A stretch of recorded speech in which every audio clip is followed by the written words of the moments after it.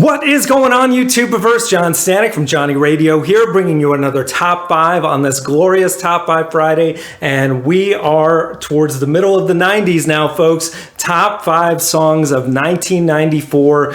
This was extremely hard to whittle down, man, because this was an amazing year in music. I mean, grunge was riding high, and you had other amazing genres going at the same time, as well as some great rock giants kind of reinventing themselves. So yeah, let's not waste any time. Let's get right to it. At number 5, maybe I don't really want to know.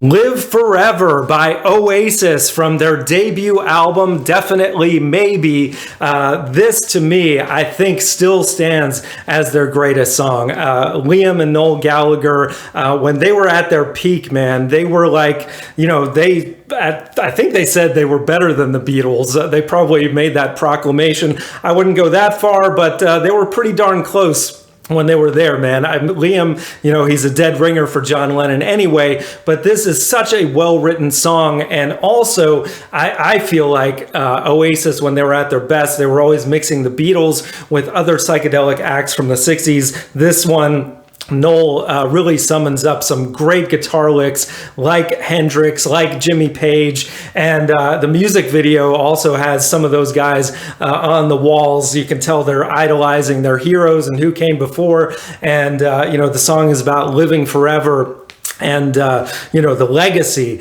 of rock and roll. So just an amazing song with a huge chorus that you want to sing along to, raise your fist to. Great Brit rock, and that is just my number 5. So now at number 4,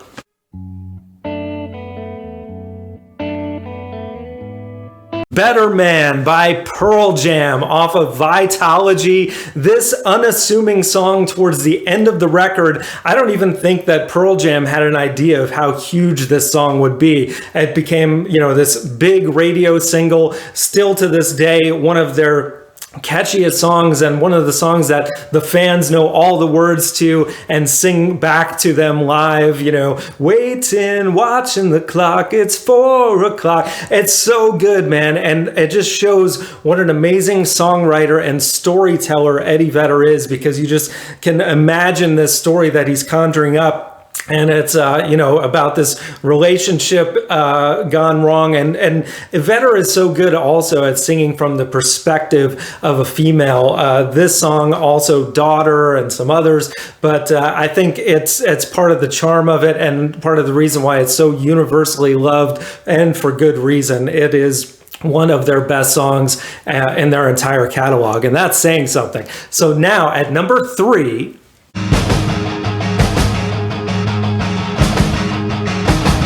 Sabotage by the Beastie Boys from Ill Communication. Had to have something by Beastie Boys from that record. There's so many songs I could have gone with, like Sure Shot. I even love the instrumentals on that album. But man, Sabotage, man, it was like the Beastie Boys were at another level on this thing. First of all, playing all the instruments themselves, which they had already been doing for some time, but really just, this is not a hip-hop song by any means. This is a full-blown rock song with such a great groove to it. It's so simple, but there's a lot going on with that, and the percussion, so good. Mike D's drum playing is fantastic on here, and Ad Rock's vocals, man, you know, he sounds like he always has, but there's even like, he kicks it into another level. Like, you can tell he's truly pissed off on this song, and it's so great, man. It's like you always want to blast it, and you know, can't stand it,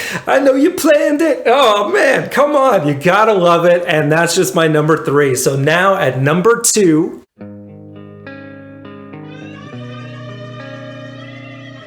Black Hole Sun by Soundgarden. Absolutely just one of the greatest songs of that entire decade. And Chris Cornell, rest in peace, just a genius. This whole album, Super Unknown, I think stands as one of the greatest grunge albums of that whole, you know, time frame.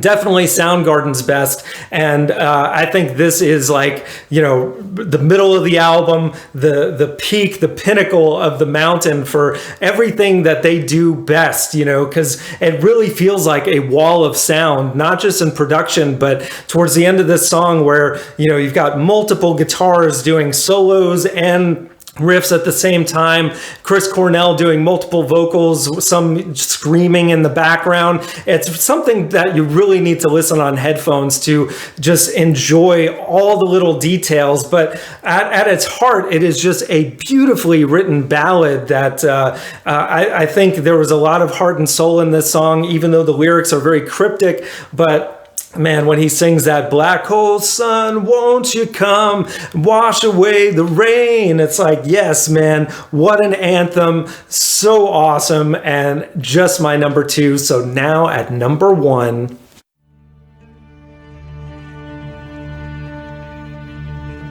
KASHMIR, the live version from Page and Plant from their unleaded album. This is a little bit of a cheat, I know, because of course we all know KASHMIR, the original version from 1975 from Physical Graffiti, but this reimagining live version of this song that Page and Plant did is so incredible. I almost want to say I like it more than the original, which it's kind of neck and neck for me. But the way that they transformed it and, you know, lengthened it, and you've got a London Symphony Orchestra on one side of them and an Egyptian orchestra on the other side, adding their talents, and it's just so incredible. And of course, Robert Plant's voice, which, you know, he couldn't hit the high notes as well as he could before, but what he does here, you know, doing some Middle Eastern riffs also with his vocals, give it a whole new spin and really show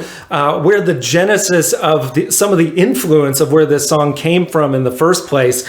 And I just had to have it as my number 1, especially because it just holds a very dear place in my heart, because the first concert I ever saw was Page and Plant at the Omni in Atlanta in 1995 on this very tour, and it was just mind-blowing. And from there I was like, I need to see some more concerts. And of course, you know, not many of them could get up to that level. I think I was spoiled from there, but my God, what a performance. You know, that album has a lot of great live stuff, some cool new stuff as well, but yeah, I just had to have that as my number 1, man, especially at the end when they're just riffing off of each other, and you can tell it's very spontaneous. They go into like a little jam of Black Dog, and then they think it's over and the Egyptian band keeps playing, and then they're like, okay, let's just keep jamming for a little bit, and then they just walk off stage and let the Egyptian band keep playing.